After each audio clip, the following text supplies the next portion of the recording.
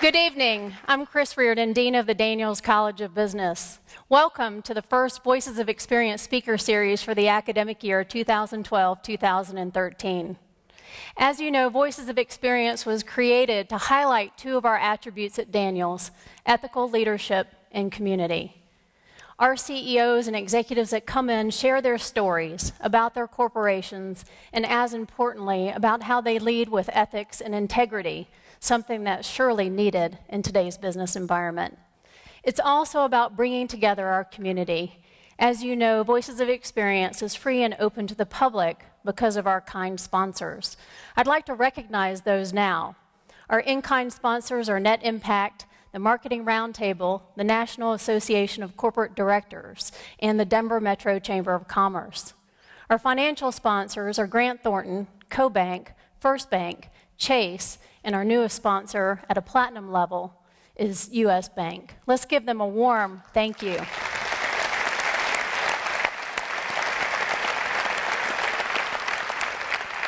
We have had some amazing events at the University of Denver over the last month, and probably the biggest event, as you know, will be hosted on our campus on October 3rd, the first presidential debate. With Colorado being a swing state, certainly it is an important place to have this debate, and also an important forum to have these conversations. But tonight, we have a very special guest, Mike Long, the CEO, President, and Chairman of Arrow Electronics. Mike joined Arrow in 1991 and became CEO in 2009. The company just recently moved their headquarters after 4 attempts from Mike. I told him 4 times is the charm. Recently here to Colorado, and we're delighted to have a Fortune 150 company in our presence. They are among the world's most admired companies by Fortune, and they certainly are thinking about what lies ahead as they are providers of electronic technology and enterprise solutions for corporations. As you know, I like to try to come up with fun facts about our guest speakers, and if you get on and Google Mike Long, you will find nothing. I asked him, I said, you know, being in the technology business, you must have the techniques to actually scrub the history, or else you're leading a really boring and clean life. He chose to tell me that he was leading a very boring and clean life, but that I did need to talk to some of his colleagues, perhaps after hours. I couldn't be more thrilled to have Mike as our first speaker, so let's give him a warm welcome, Mike Long, CEO of Arrow Electronics.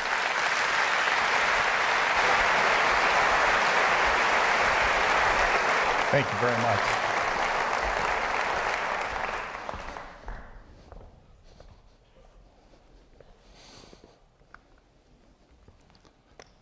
Technology, sometimes it works, sometimes it doesn't. My name is Mike Long, and I want to tell you what a true honor it is to be here tonight, to be able to tell you a little bit about what I've been through in my career, what Arrow is like. But before I get into any of that, I want to thank the Colorado Symphony. It was nice for them to come out and play while everybody was getting seated, and we're a big supporter of the Symphony, and it was very nice that they would come out and support us on a night like that and make it easier for everybody to sit down and get comfortable. With the upcoming presidential debate, boy, the oldest and largest private university in Colorado, you guys take full stage. This is a national and even an international debate. And what's really interesting this time is things are so close, you are going to get to see some great questions and answers and make your choices for the future. And it's all going to be done here in Colorado. So really a big hats off to the staff and the faculty and the students of DU to be a part of that. So congratulations.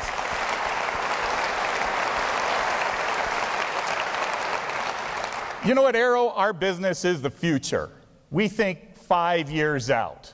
And so when we do things, we also think about what happens in the future. So really, our money or our donations and our help come to DU in a very different way. They come in the form of internships and working with the universities to help get students jobs in the future in the electronics industry.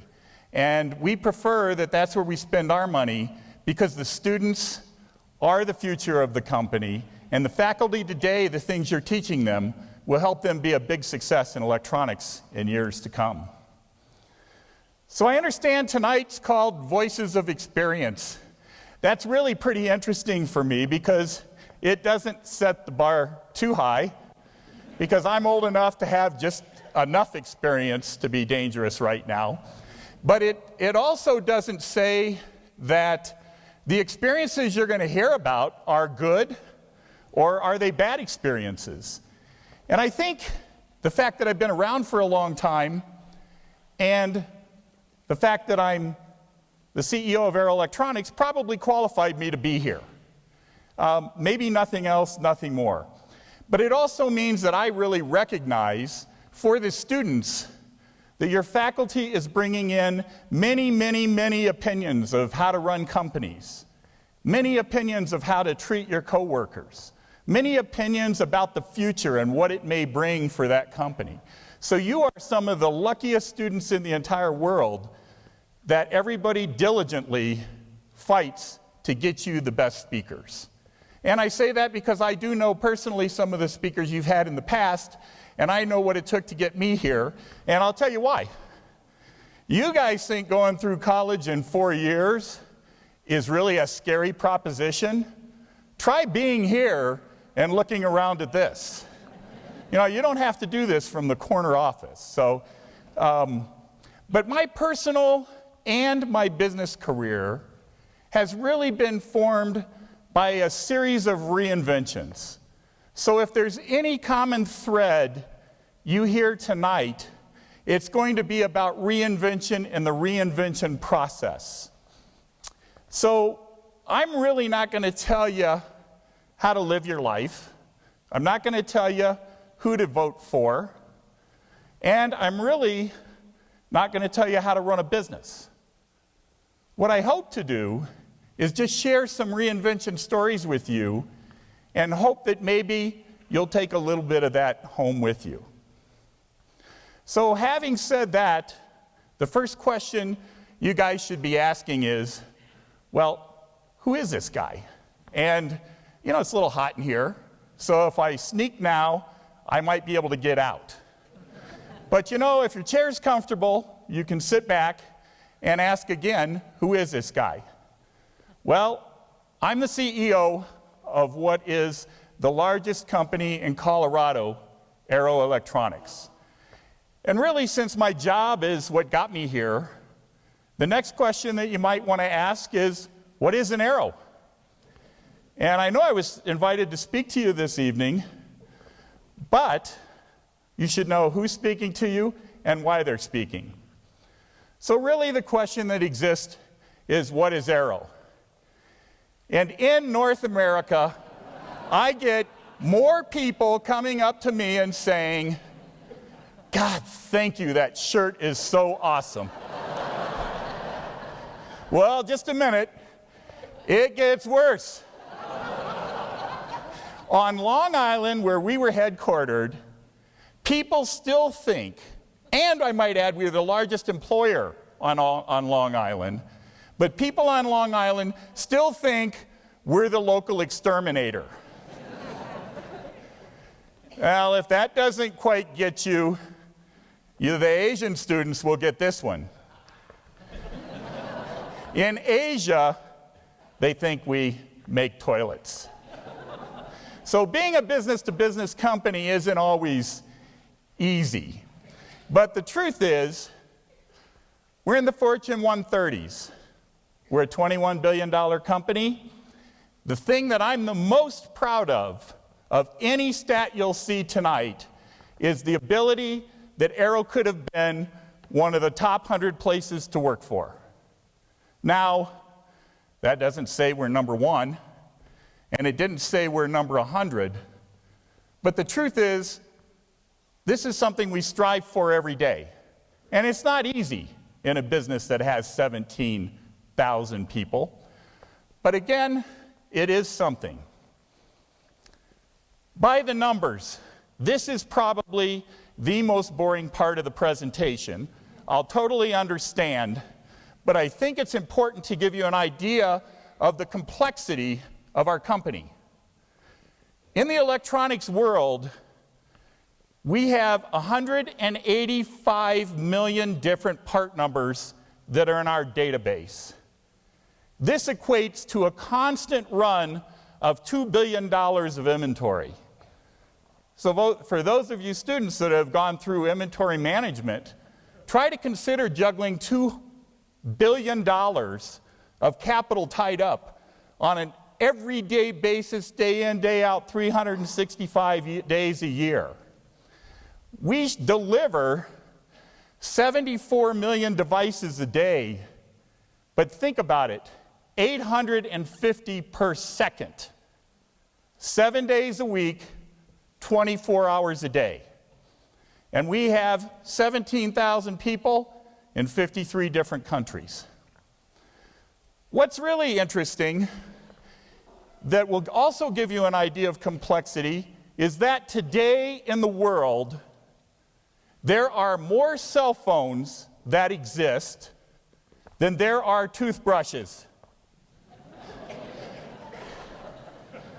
So think about it. Colgate-Palmolive wants our customer list. What I'd really like to do before we get too far into this is to show you a short video that will maybe encapsulate some of the things that I've talked about. There is a group of people. Very special people. People who are thinking about the future. How it will work. Engineers. Designers. Planners. Geniuses. They're thinking about what's next. After what's next. After what's next.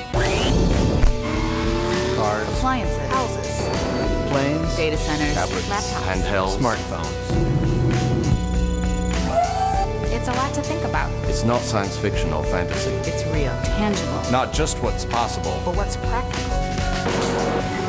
These people are thinking not just about tomorrow or the next day. They're in a completely different place. It's a different mindset. They're thinking 5 years out. 5 years out, there will be New chips. new batteries, New light sources. New materials. new ways of making things. new places to make things.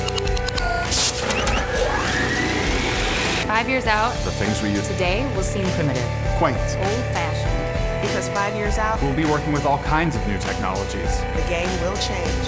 New power sources, new supply chain, new input devices, New alloys. new composites. And of course, new electronics. the power to do just about anything. Are you one of these people? Are you thinking 5 years out? Then you're probably working With us. Aero Electronics. Are you 5 years out? So as I share this information with you about Aero, I'd like you to keep in mind 3 words, which are really the core tenet of what we do. Guide innovation forward. Think about it like Nike. So Nike doesn't win any football games or tennis matches or golf, but what do? They equip the athletes to do. So in many ways, that's what Aero does in the field of electronics. We complete the innovator. We make the things happen that they think of. And that is what we do. Now, I'm not really convinced that I look like somebody who should be running a $21 billion company. So I thought I might take some time to share my past with you and just how Aero and I collided. It wasn't really elegant. So I grew up on a farm as a kid, and we really didn't have much money, but you can tell by my figure we had plenty to eat. And at an early age, my father said to me, there are 2 things in life that you're going to do. Number 1 was you're going to work. Well, I kind of looked around, and, you know, on a farm, there's always things to do. Well, number 2 was you're going to play sports. And I believe that during my entire career, both of those pursuits have served me well. As a teenager, I worked in the construction business. Believe it or not, at age 11, I would dig holes outside of foundations so stairs could go down into the basement. And then I would haul lumber. And by the age of 18, I had learned enough carpentry that I had actually started my own construction business. I know most CEOs say that sports was the number 1 thing for them. For me, it was actually that business. Because what did I learn? I learned that you could actually start a business with little or no money in my case. So what I did, I would go out, I would do odds and ends for people. That's how I got started. Eventually, I was doing decks. But the real transformation came from me is when the first insurance company hired us to fix a house that had been burned. And I learned something very instrumental on that first job. And that was, if I can find something of complexity that people don't want to do, and if I can get that completely out of their life, there's a profit to be made in that. And you will see that same type of thought process go over and over and over. So I thought I was pretty cool while I was going to college because I had some money and I had some employees. Well, the time came and I graduated. And my dad came to me and he said, "Now get a job." Are you kidding me? Dad, I've got some employees, I've got this construction business. And he said, "Yeah, that's all fine, but you didn't go to college to do that." But his idea was that I needed to do something maybe a little more spectacular. And since I was the first kid that went to college in our family, I guess my dad was the one that anointed that says you need to be white collar versus blue collar. And you have to consider how your upbringing has an impact on what your future is. Because my family didn't really like the idea, because my entire family is blue collar, that I went to school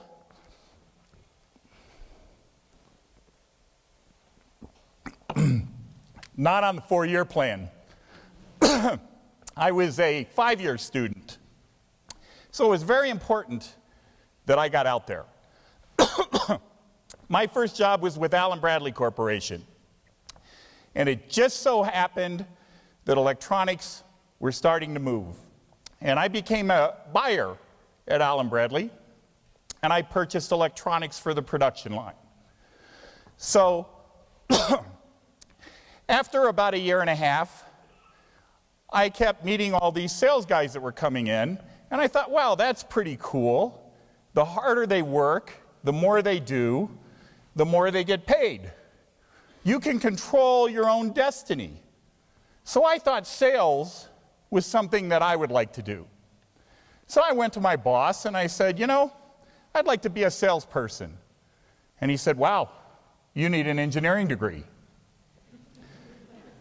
Well, I'm a business degree. Doesn't that do anything? Nope. We've been in business a long time. You have to be an engineer. So at the time, it didn't occur to me to go look for a job somewhere else. I thought you took a job and you stayed there forever, and if you raised your hand to do a different job, they said, yeah, go do it. Well, first learning was it didn't quite work that way. So I ended up spending 2 years at Milwaukee School of Engineering before I figured out, why don't you go interview somewhere else? Slow learner, 5 years, you know, you're going to start to see some connecting points here. So I went out and I applied for a job. The first place I went was Arrow Electronics. It didn't turn out that great. So what they told me was I wasn't qualified, and I couldn't go to work for them. Boy, I was pretty dejected at that point because I knew some of the people at Arrow, and I was thinking, boy, I should be able to get in there. I think I'd be a good salesman. So they didn't hire me. But their competitor, Schweber Electronics, wanted to open an office in Milwaukee. And the truth was, that office had opened and closed 3 or 4 times, so they couldn't get anybody that had experience. And because I didn't know this, I thought the opportunity sounded pretty neat. So I took that job, and I worked harder than I ever worked in my entire life. And you know what? The business took off. It was a fascinating thing. We started putting more and more salespeople in. We started to have more inside resources. And I knew we had gotten there when we brought our first engineer in. And then the boom was lowered on me. My boss came in one day and said, we're going to hire a general manager. And I said, well, that's great. I'd love the job. He goes, no, you're a kid. You're too young. We're not going to give you that job. So I said to him, in the best way that I knew, well, that's not acceptable to me. I expect to have this job. I got this business to this place. And he said, well, you don't understand. I'm the VP and you're a sales guy. So I decide who gets in there. So being dejected, I obviously went home and thought to myself, well, you know, I left Allen Bradley. I could easily leave here and go find my dream or figure out what I need to do to get that job. So the VP left also, and I'm sure he had some second thoughts about it, seeing as I did have the vast majority of the relationships in the area. That turned to be worth something. So one night at midnight, I'm in bed sleeping. Of course, you heard I live a pretty boring life, so I get a call. And it's the VP. And it's obvious that this guy had been out.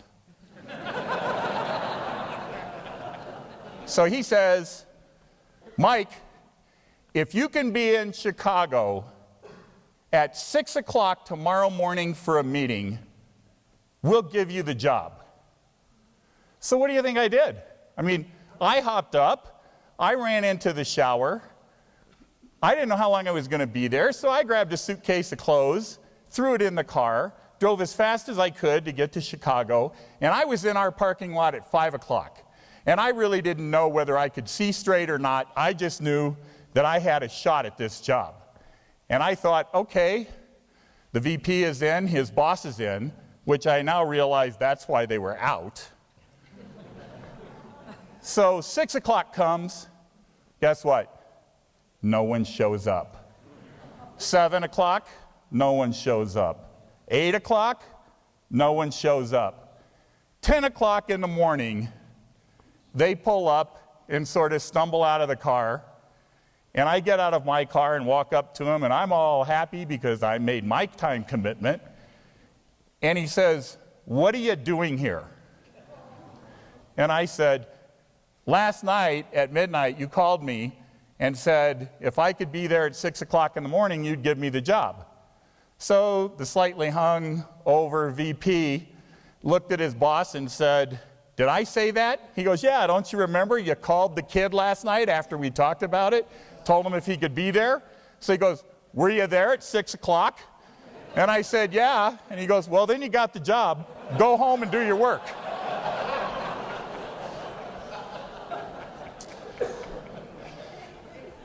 So that was my first promotion, and it wasn't as elegant as you might think. So I continued to move up the ladder, and then again, phase 2 hit.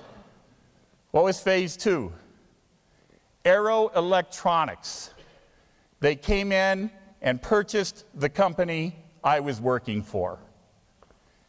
And now I figured, okay, these are the guys that told me I didn't have enough experience. And so I was thinking to myself, wow, I can't stay with them.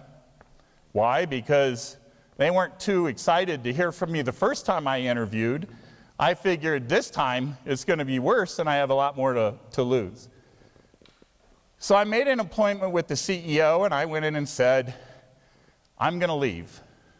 But before I go, I want to make sure that all the people that work for me are placed in the right area and that they have jobs and that the transition is over.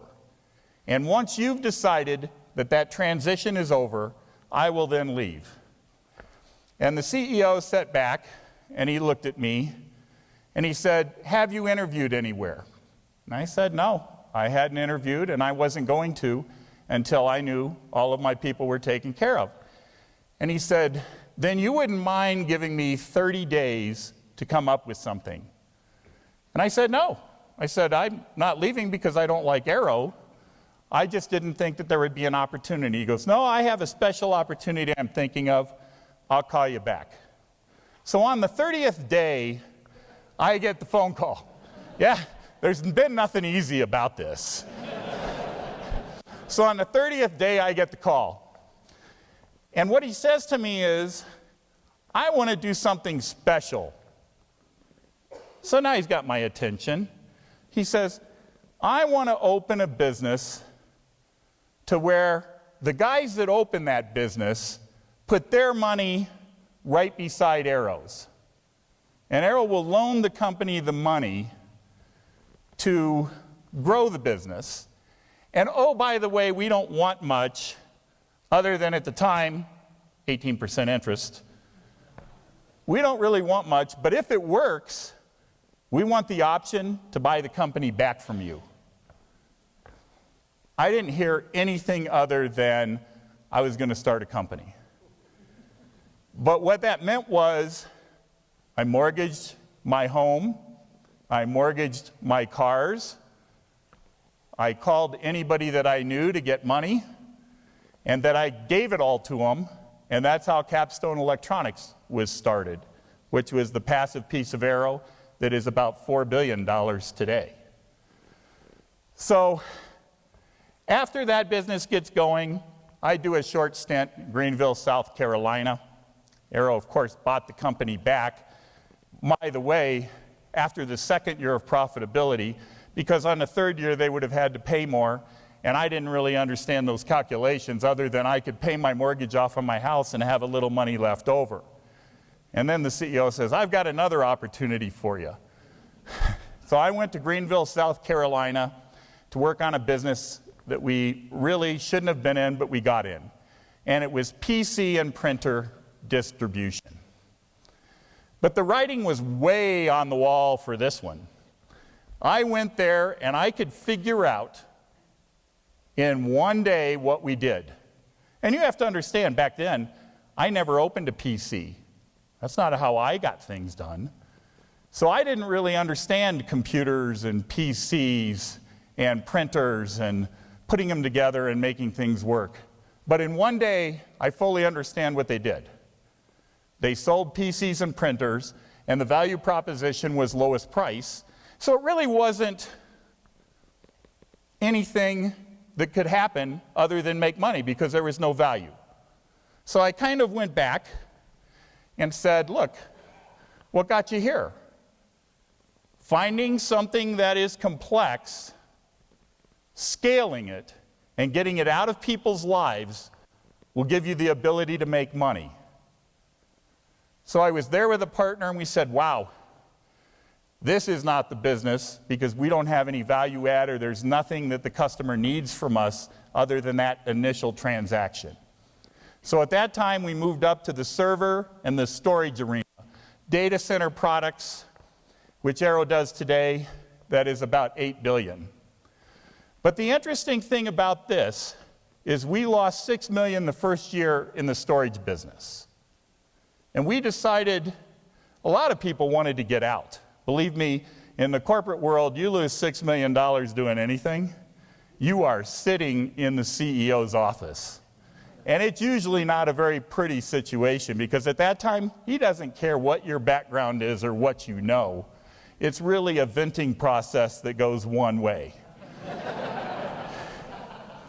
But I casually explained to him that I knew what the problem was. And I was lucky because he was astute enough to say, so you mean we can add value to these products? And I said, yeah, we can. We can actually show customers how to install them. It is a very difficult process, but if we do it right, we will make a lot of money. And it worked. So then after that episode, it was 2008, I became the CEO of Arrow. And during that time, we've done as many as 10 acquisitions a year to continue rounding out our innovation profile. And if you think about it, acquisitions in the general market fail 7 out of 10 times. So I'd really like to share why I believe that that doesn't happen to us. And that is, we keep the entrepreneurs entrepreneurial. And what I mean by that is we let them continue to grow the dream.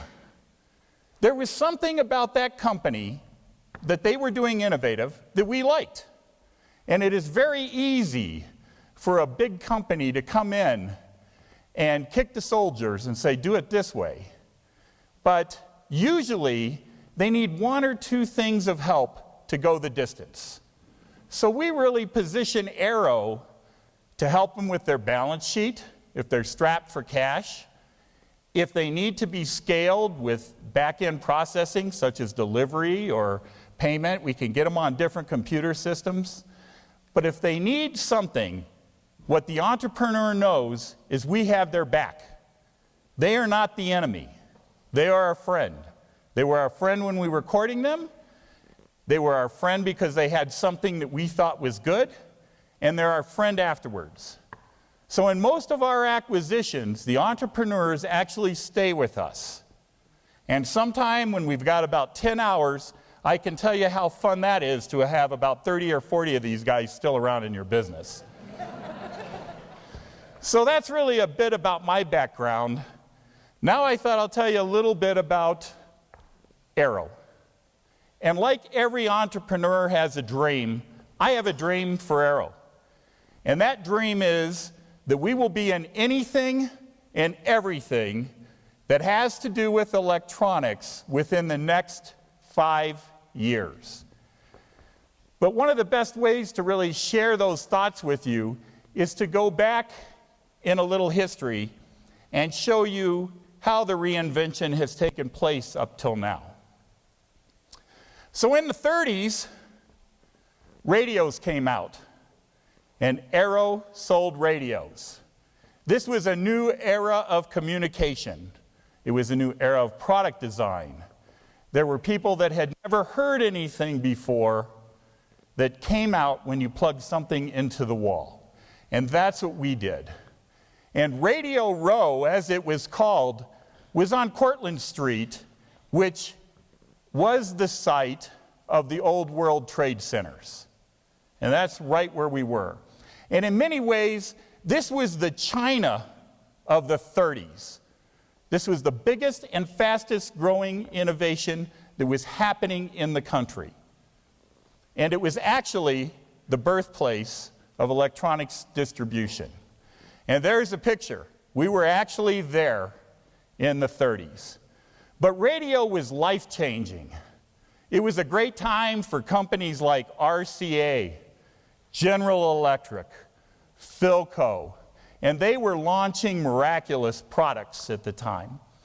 But it really unleashed decades of pent-up creativity, whether it was product design, whether it was size, whether it was exterior looks.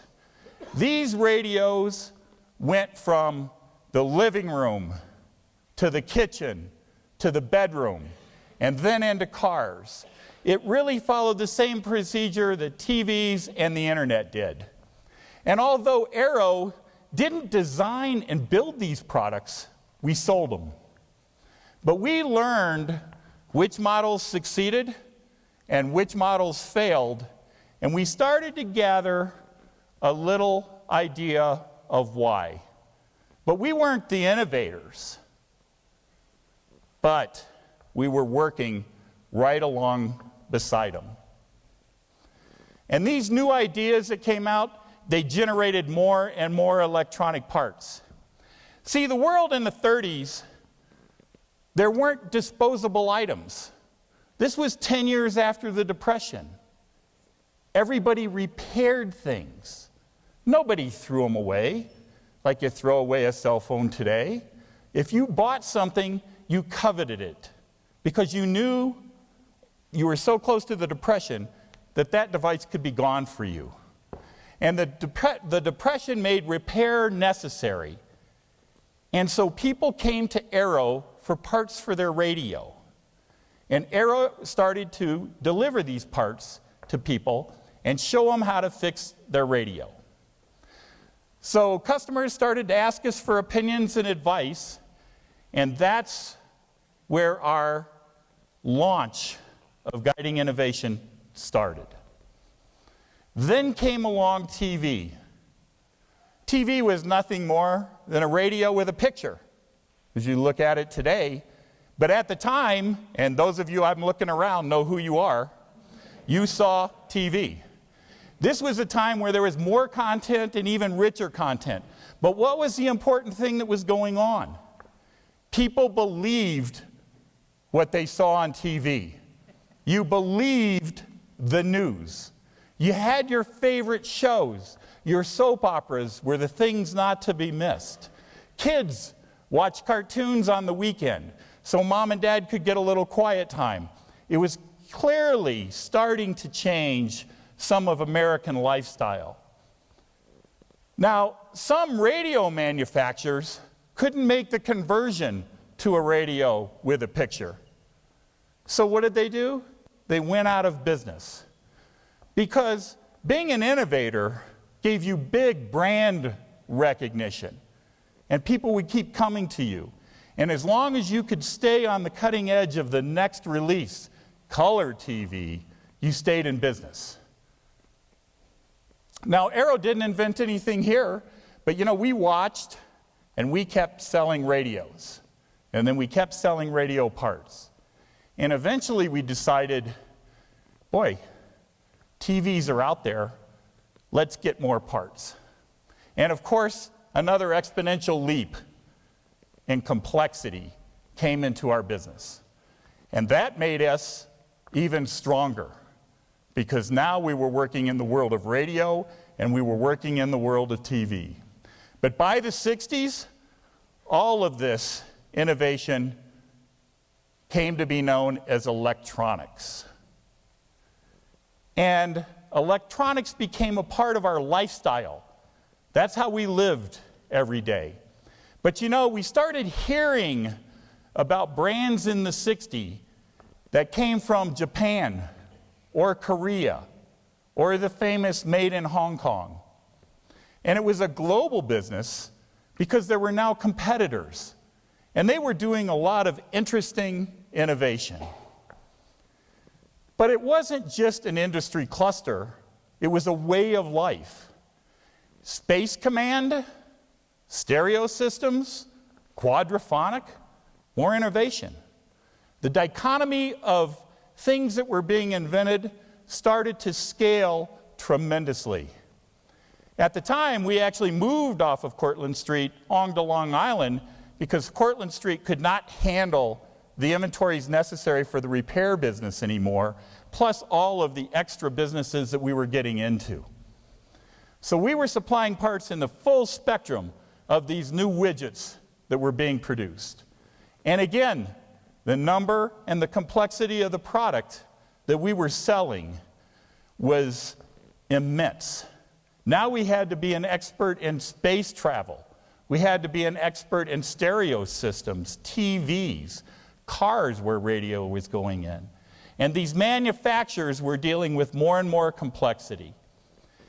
Then came the fourth and most massive product innovation ever developed, and it was the computer.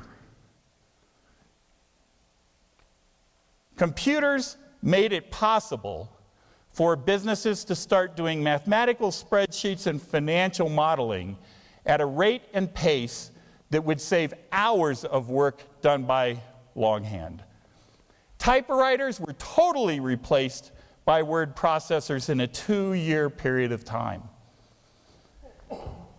This reinvention sparked an entirely new buyer for electronics. It was no longer the home consumer, it became business. And now that business was involved, electronics were doing something big. But there's something that I really want to point out here that is important. With every new generation that came along, the inventors were young. They weren't old. They didn't have any past preconceptions of how business would work. And so these guys would usher in ideas and didn't care about fair competition. They were in to grab the world. And I have to tell you, I've had the privilege to work with some of the best in my life. Steve Jobs, during this time, was inventing a computer system in his garage. And Bill Gates was in a building that had blown out windows developing software. Because at the time, they were so entrenched in what they were doing, and they had an idea that it was going somewhere, but even the people around them didn't see them coming. So we've witnessed a huge change of electronics about every 2 years. And for those of you that never heard about Moore's Law, this is one you can write down. Moore's Law, Gordon Moore, CEO of Intel, predicted that the number of transistors that could go on a single chip would double every 24 months, which in essence means technology will double every 2 years. And a lot of things die out over time, but this has been true for the last 50 years. And this is going to be true into the future. So as computers became small, the pace of acceleration really went after it. You could be successful for a while. Does anybody remember these two companies? Okay. Age again. So I will tell the story now because most of you don't know.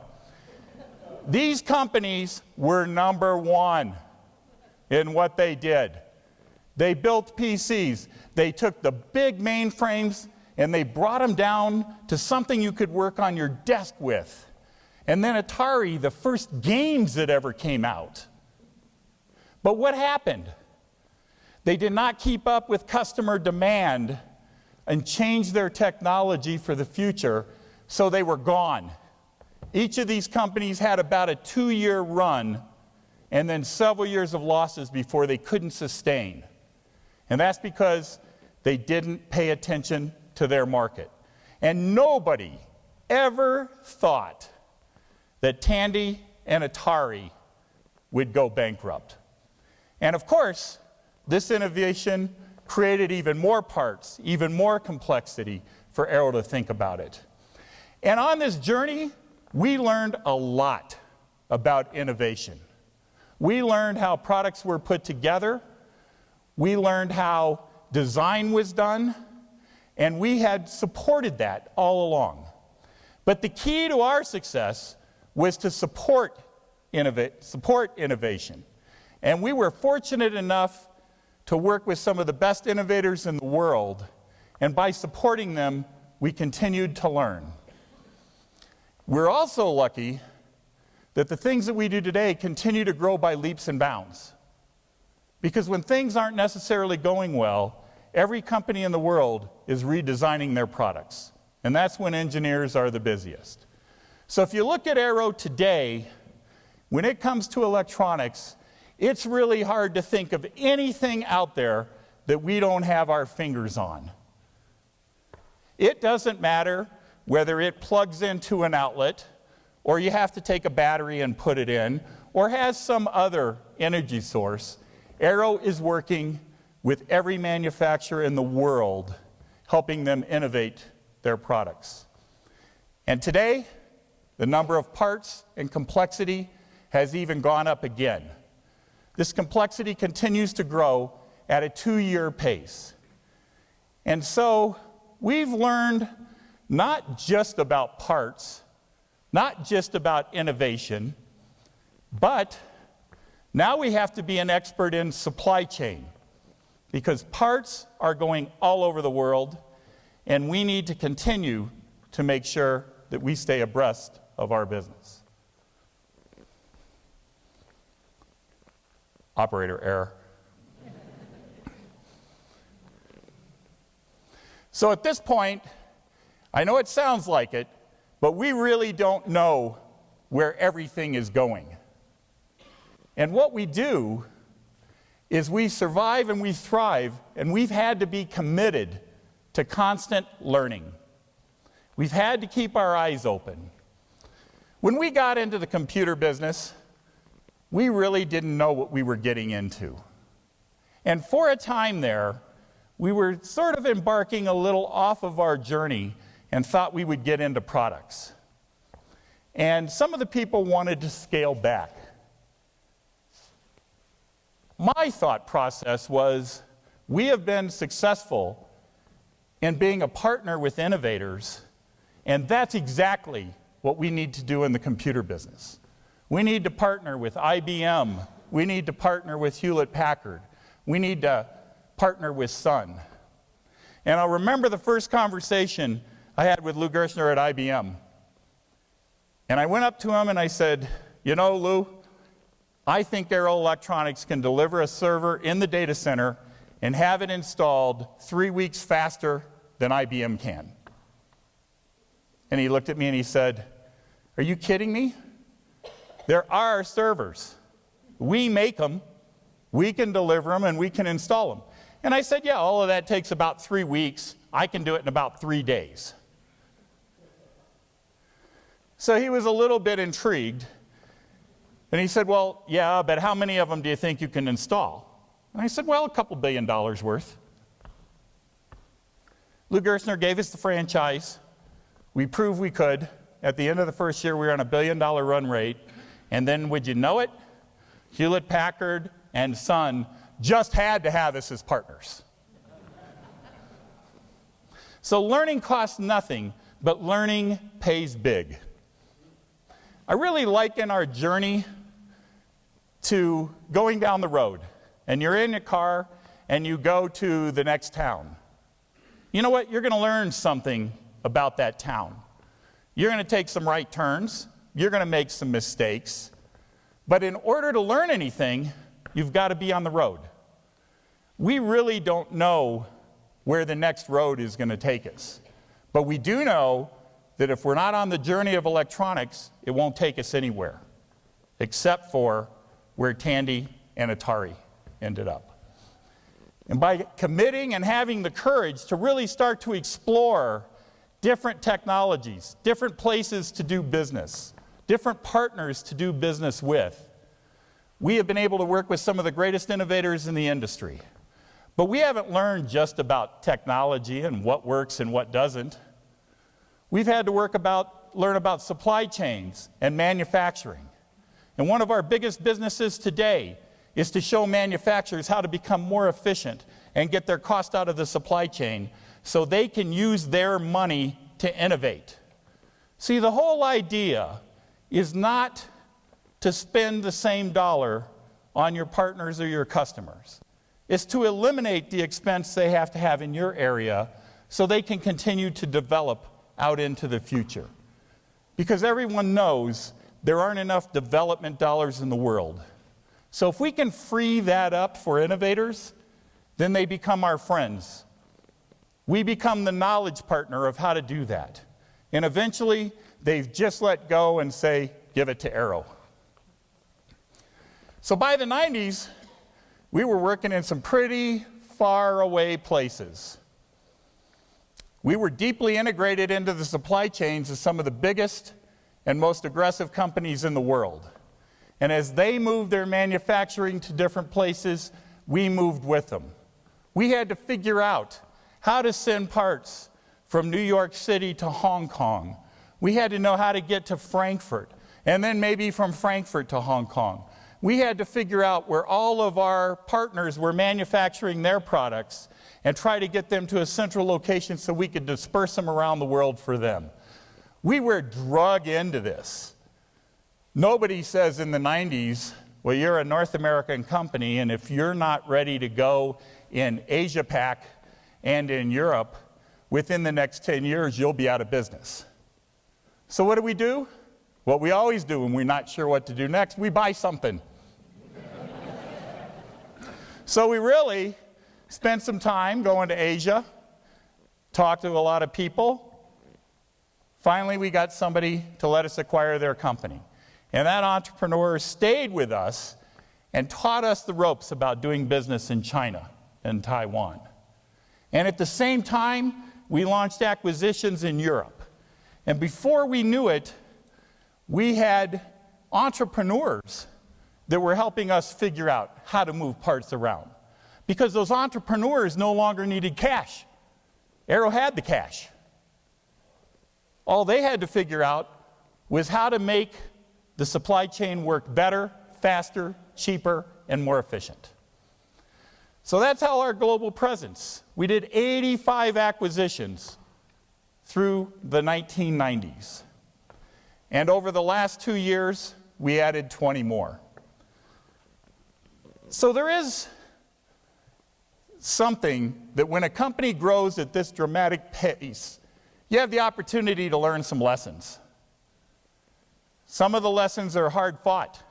They don't all come easy. It was like the collision course with Arrow and I. I've had some major collisions over my years. But there's one thing that I've learned, and that is make everybody feel as though they are a part of everything you're doing. Because when you get that, everybody feels they can contribute. Acquirers, you see, they often act like conquistadors. I can't put it in any other way. They disrespect the natives. They deal harshly with anyone that would dare push back. So at Arrow, we don't go in and say, do it our way, do it this way. We learn. We continue with our ferocious learning concept, and we go in and find out what these companies are all about. And if need be, we support them with specialists where they need the help. But it again is about the dream. And remember, every problem, every business starts with a problem. It doesn't start with a profit.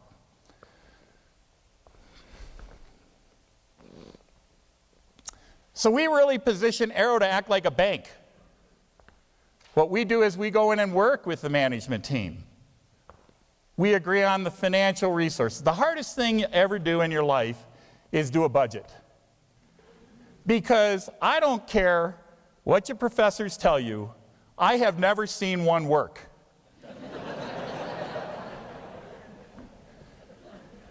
You know, guys can say, no, I'm going to do $1 billion next year. They do $500 million because the technology is falling off the end of the earth. Another guy says, I can do $200 million. Next thing, he's doing $1 billion. So they don't work. My philosophy is you have to strategically know where that company is going and guide them toward the strategy. And as long as they execute on the strategy, I don't worry about the rest. Innovation usually comes a year behind what you think. The innovation is there, it's just the consumers aren't ready for it. And there are some of you in this room I know, goes a third, a third, a third. The first third says, gotta have it, iPhone 6. I want that. Did you ever think that it won't sync with your iPad? Don't care, gotta have it. Then there's the next bunch that says, gee, you know, they get the syncing problem done, get a new cord in, and I can use this with what I have. I'm in. So that's the second third. The last third would never change if you continued to manufacture the old product. But that's how life works. And so we set the targets, and we help the management team. And I believe our success is because we allow the entrepreneurs to run their dream.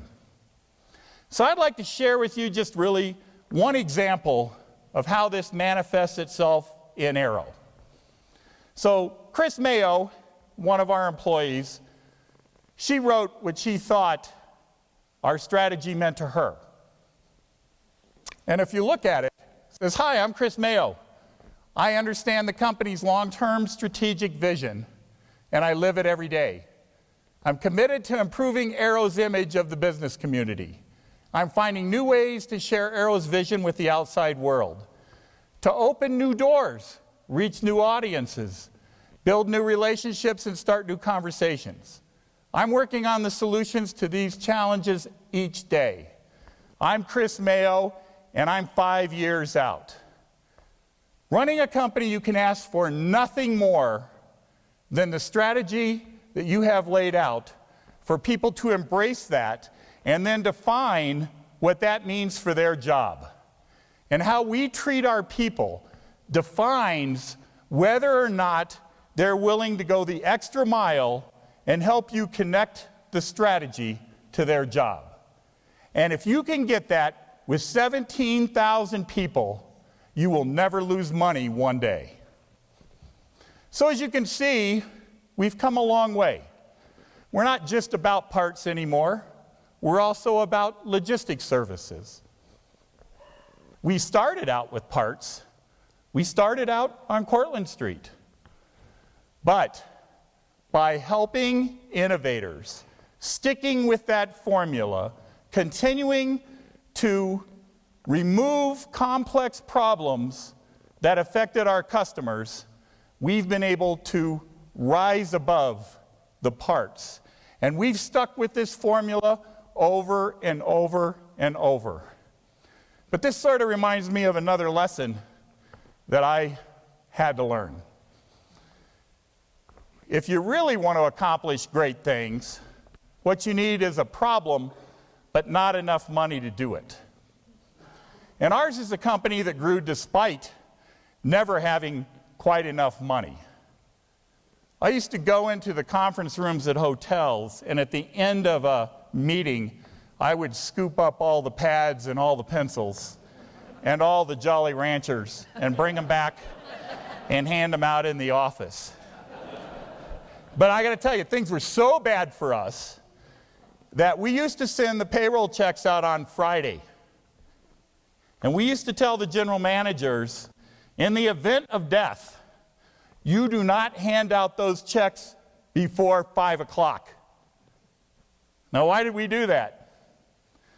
Because the banks closed at 4:30, And we knew if we handed the checks out at 5 o'clock that there would be a good chance we'd have enough money on Monday to pay everybody. And this is how our life was. But if you can truly do things that customers need, you make them complex, and you scale that, you will be successful. When we look into the future, you've heard about the cloud. And what is the cloud? Well, it's cloudy for everybody, including me. But I can tell you this, that what the cloud does is it takes the complexity out of computer systems for the user. So that means all of you that have gone in to buy your Apple, you've heard of the Apple Cloud, I'm sure by now. Oh, just put your pictures up there on the cloud. It's really easy. Couple of clicks, send your pictures up, take your PC. If it gets stolen, don't worry about it. All your stuff is up there on the cloud. Well, that's all fine and dandy. But behind the scenes, where we work, this is a difficult task. And the challenges with building out the cloud are so immense that no one has enough money to do this. So think about it this way. What happens when IBM says, let's build a smarter planet? You guys have all seen this commercial, right? Well, let me tell you what happens when they make a statement like that.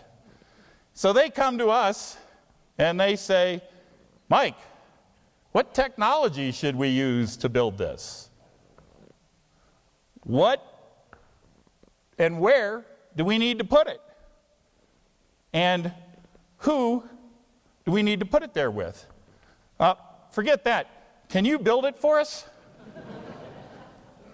So you have to think that this is an area where these three questions are the most important questions to get asked. I'll tell you, if Arrow had enough money to build the cloud, I would consider it. But we don't. That's why you have Google building big data centers all over. By the way, does anybody know who the third biggest developer and builder of computer products is? It's Google. Have you guys ever seen a Google computer? No. But they're in every one of their data centers. Think about a byproduct of a business that needs computing that can actually be the third largest builder of computers in the world just to support what they use internal. So you think the cloud is expensive? Yes. You think somebody can build more computers than Dell or Hewlett-Packard or Sun Micro? Yes. And they don't even sell them in the open market. So this industry is going somewhere big. But I will tell you, in all of the things that we have done great, all of the innovation we have supported, all of the people and the friends I have made, I feel terribly guilty because I have created a problem that goes well beyond anything I had ever imagined. It really came from the observation that all of these systems we've helped build, all of these cell phones, come to a tragic end. And because we're a disposable society, these products have ended up in landfills for the past 30 years. This is called e-waste.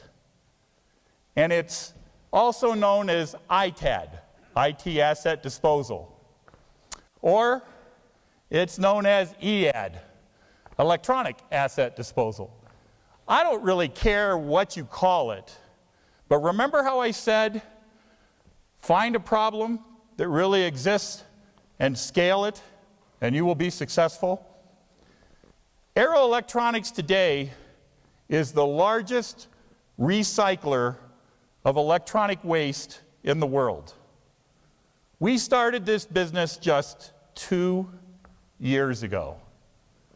And let me put it in perspective for you.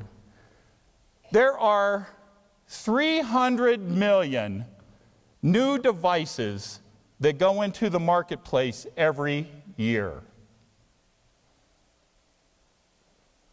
We recycle about 1%, and we are the largest in the world.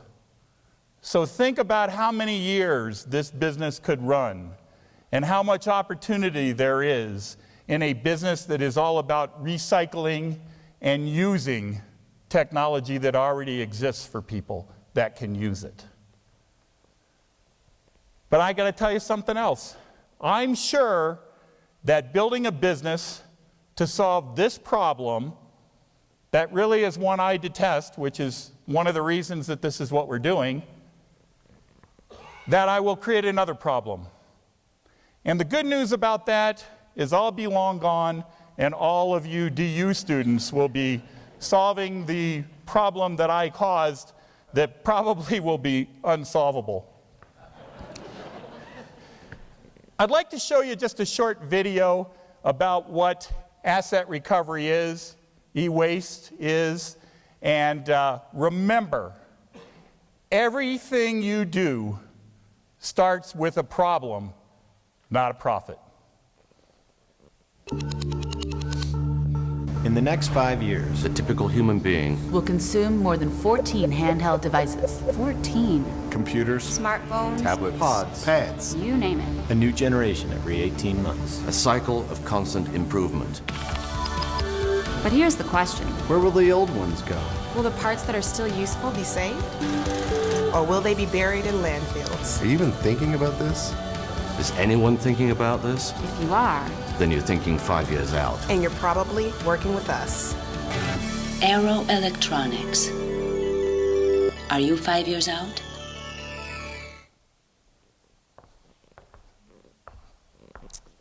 So now we've come full circle in the evening. We've come back to guiding innovation forward. So we've seen the ongoing transformation of what's happened into the electronics industry from the early 30s all the way through the computer products era to now where electronics proliferates everything that you deal with in the course of a day. Whether it's automobiles, toasters, microwave, ovens. Before you get out of bed in the morning, you will have touched Aero Electronics 14 times. By the time you've gone halfway through your day at work, you will have touched this 25 times. And by the end of the day, you will have touched this 50 times. And it brings me back to a reminder of why we really exist.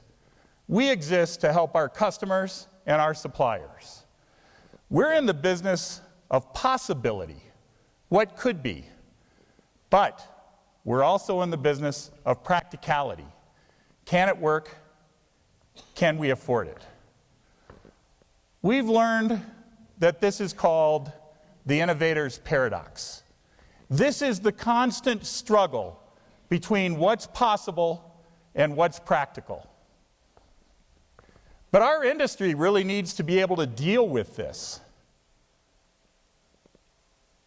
What can technology do for you? How much is it going to cost? Where is that spectrum that says the product will work or will not work? You know, I work in this industry because I'm attracted to innovation.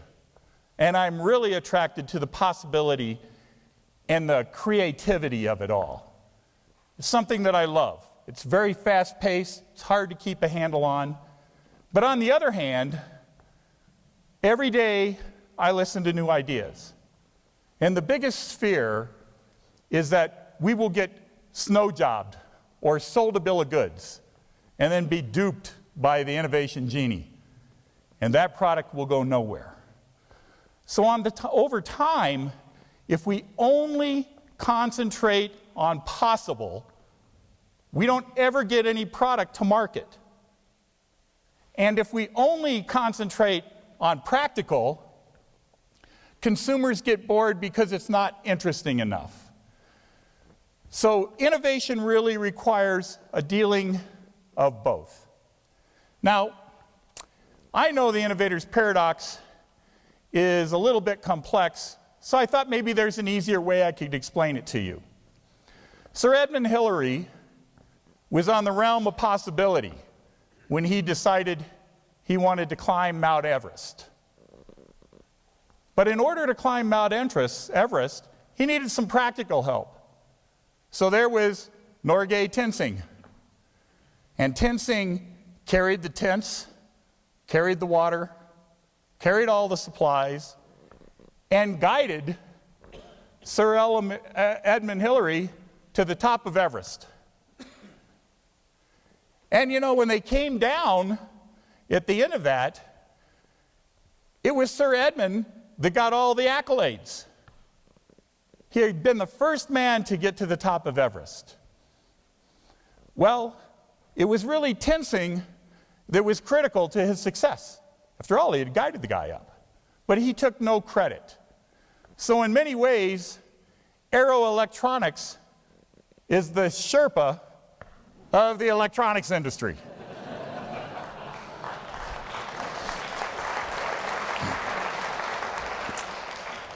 So in order to really thrive and survive, we've had to think about things, and we've had to think about what forward thinkers do. And we've had to do it all around the world. You remember in 1964, that's the first time that I had heard anything about a world market. And if you look at your history lessons, you'll see that there were people then that sort of imagined that there could be a global economy. Well, today it's real. It exists, it's here, and it has been here for several years. Now you say, no, it doesn't exist. That's the Dallas Cowboys, and that's their stadium. Yes, it is. There is not one item that you see electronically on this picture that was made in the U.S. So global competition has become real. It has become fierce. And every day we fight that battle with our competitors. And I have to tell you, because of the way we think, our forward thinkingness, at Arrow Electronics, we fight our competitors on their soil. We don't let them out of China. We haven't let them out of China in 15 years. And why? I will spend whatever it takes to keep Arrow Electronics safe and the leader of innovation. But today, the practical side of this is we have 350 locations all around the world in 53 countries supporting global innovation. Every language. Our business is be global, act local. So I'd like to give you a few examples of something that might have been considered on the realm of possibility for electronics not that long ago. Picture a design engineer today working at home at 2 o'clock in the morning on the World Wide Web with somebody from Asia designing the next widget. Now, we have engineers that are out there 7 days a week, 24 hours a day. But just the sheer speed of development over the internet today and pulling great minds from all over the world to solve a complex problem is a reality. Or imagine the fact that today we would have to ship parts all over the world and they would cost the same in China as they do in the US, as they do in Europe. Or the practical nature of building warehouses that are so big that you can fulfill an order in 10 minutes or less. Or specialized salespeople. Today, our salespeople are required to be specialized.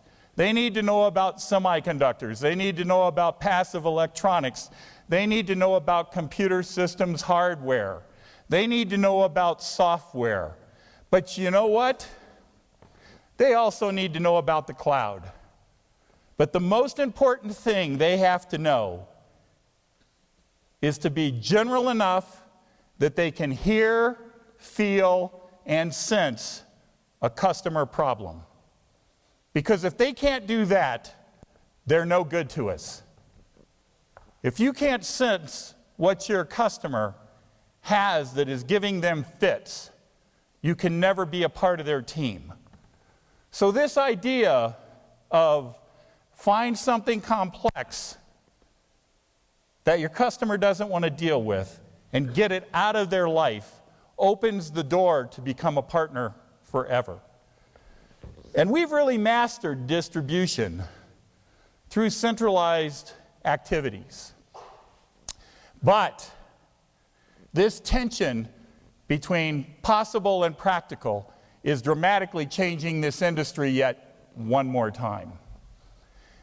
But before I get to that, think of what we've come from in your lifetime. We've gone from pieces to processes. We've gone from text to touch. We've gone from PCs to portables. We've gone from local inventory to global logistics. And it all started here. Together, we've all come from parts. But now, it's all about people. The next wave of innovation, people are going to play an even bigger part than they have in the past. So we're no longer a supplier or a distributor. We're an innovator for innovators. And much of the work that we'll be doing in the future will be to solve even more problems. But finding that this is our problem, and this is also our space, we now have to develop a different kind of person to make this happen. So what kind of person is this? It's a person that has to show the ability to deal between confidence and cynicism. Have to be able to have some optimism, but also a doubt in what they're recommending. They have to be completely trustworthy. I heard at the beginning of the thing we were talking about ethics, trust, and values. No business today can exist without those. Just like quality became the idea that you have to have it to even play the game, today, without those three, you can't even participate. But here is the biggest movement that we have ever seen in this industry. And that is taking something that is physical and now moving it into virtual. Virtual intelligence, virtual games, things that let you escape reality. The cloud, a virtual place to go for all of your information. There's nothing hard about it. That's why they call it a cloud. So the industry is moving into something yet that is even more dramatic. So we have to go back and consider what drives us. How does this change how we manage this tension between possibility and practicality? And the truth is, we don't. It is a timeless equation that will move on for years to come.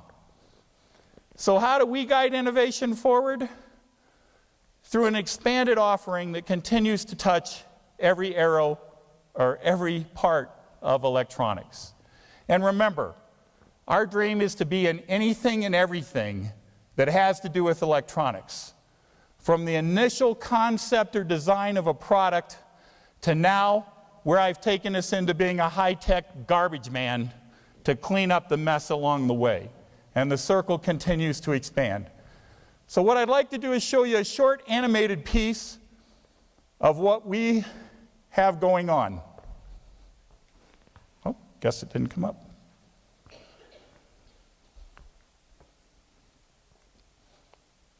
The world of technology. So I'll leave this. There really are three parting pieces that I'd like to leave you with, that I think it's important for you as students, and maybe a refresher for people that are in here running companies. The first thing is sacrifice. Everybody in the business is making huge sacrifices. And where things were with us at their darkest, 2008, we were sitting around in the room as we were watching $4 billion of our sales evaporate in thin air. And we were facing layoffs. I had sat down with my management team, and we were trying to figure out what is it we could do to change things. So we all looked at each other, and I floated the idea of a pay cut. But not just any pay cut. This was an idea that the executives would take the biggest pay cut of all, and then the vice presidents. Now, I typically don't like vice presidents, so anything to reduce their pay is always good for me. But the truth is, the executives would take the biggest piece, the vice presidents would take the next, and then everybody else would take a little more. But the reason for it was not that we were going through bad times. The reason was that we could save 500 jobs collectively as a company if we did this. And so we did it. And I floated the idea at a town hall, and I didn't get any grimacing or grousing. Everybody knew the market was bad, and everybody knew times were tough, but the idea that we could save 500 people, and by the way, not everybody in the room knew if they were one of the 500 or not. So the idea that you could keep everybody there, and when the market turns, we would have 500 people that would aid us, that we wouldn't have to go out and hire and retrain when the market came back. So, you know what? They did it. And from 2008 until last year, our employment levels went from 11,000 people to 17,000 people, and our revenues went from 14 billion to 21 billion over the toughest economic times we have seen in this country since the Great Depression.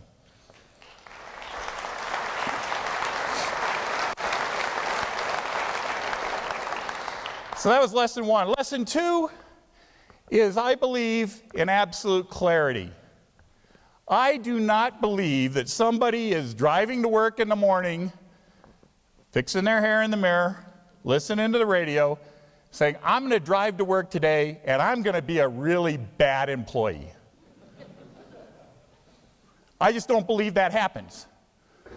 But because of that, I've had to ask myself the question of what makes a good employee versus a bad one. And a good person really knows what they're supposed to do. They come in, like Chris Mayo comes in, knows what she has to do, knows how she can move her job forward, knows how she can move the company forward, and then there's another person that doesn't. My firm belief is that that's leadership's responsibility. If that employee doesn't know, at the first sign of them not knowing, leadership has got to step in and help that person along. Now you say, isn't the world about feed your eagles and flush everybody else? No, it's not. Because once they get it, you don't ever have to have that conversation again. And that's the beauty of it. So bad management on the front end will not lead you to anything good. So if you don't hold your leadership accountable to making their people a success in your business, you are wasting a lot of talent, a lot of resources, and a lot of money rehiring for jobs where people aren't successful. And you never ask yourself the question, why couldn't they make it? So I firmly believe that is a leadership issue all the way. And the last one is, you got to walk the talk.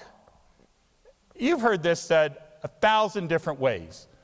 But in business today, you need to raise your hand when you can do something.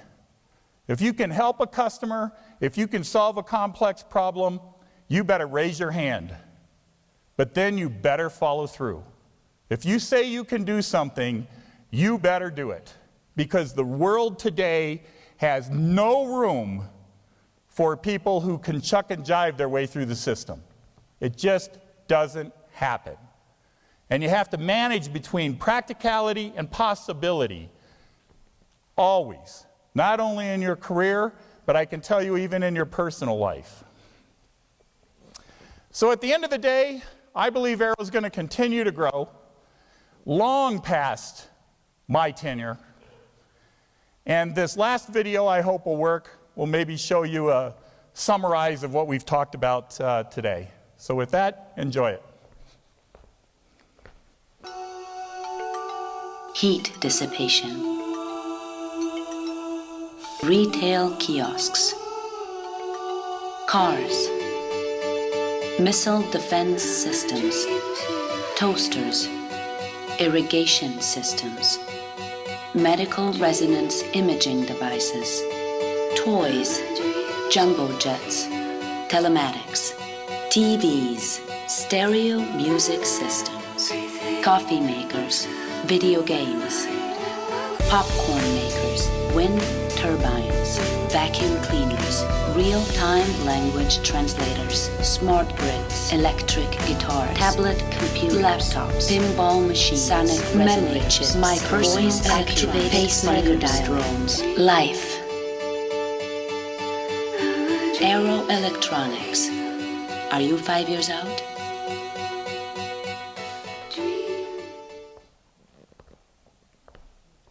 So I'd like to close the evening and again thank everybody in here for deciding to spend your time and not run out the door. I hope I've piqued your interest a little bit about what Arrow Electronics is all about. And for the new grads, I hope someday that we can work on something spectacular with you. So thank you very much.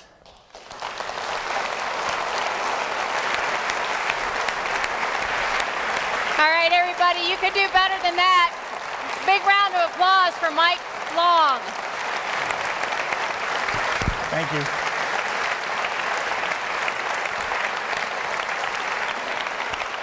So, Mike, during your talk, I had the thought of Wayne Gretzky and the famous quote that came when somebody asked him what was his secret to success. He says, "I skate to where the puck is going, and others wait for the puck to come to them." And it's clear that under your leadership, Arrow is skating to where the puck is going, and as importantly, you're taking us with that puck. So let's give him another round of applause. Thank you very much.